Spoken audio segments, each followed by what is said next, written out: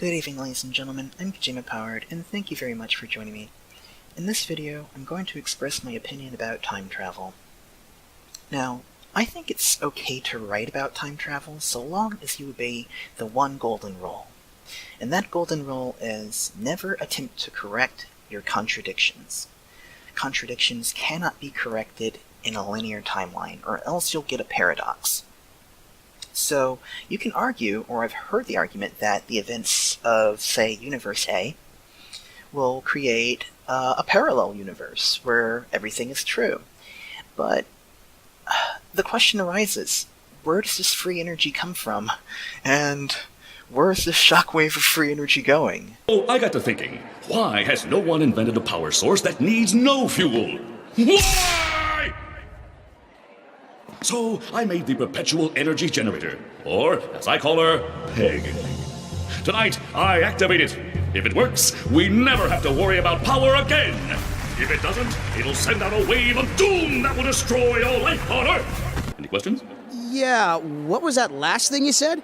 So, I got around to watching CW's The Flash, and for the most part I enjoyed it, despite the generation-wide drama stuff, though. But my major problem is this one episode, and this episode is called Power Outage.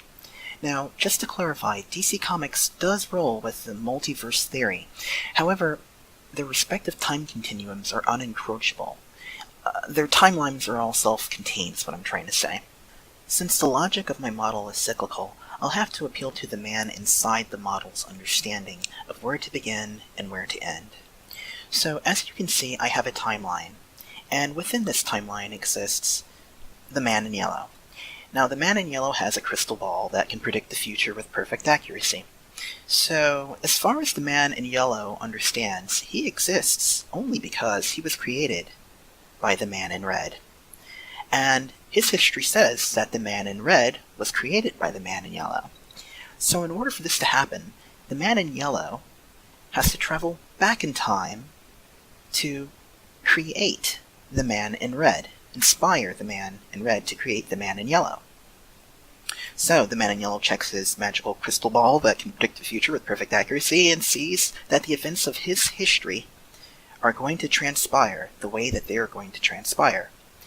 And he then returns back to the future to like the moment after he left, resumes the rest of his life free and happy. That's his model of how it begins and how it ends. Power Outage takes a shit on this, and I'm going to do my best to explain how this doesn't work in writing.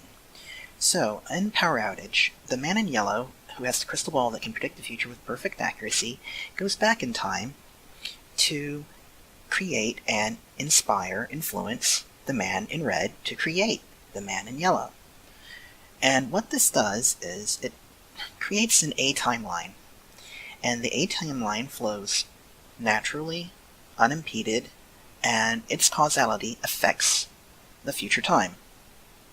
The Man in Yellow checks his magical crystal ball that can predict the future with perfect accuracy and sees that his history is preserved. Now, what he didn't account for was there's a third element who arises later, and we're going to call him the Man in Black. And the Man in Black stops the Man in Red from creating the Man in Yellow.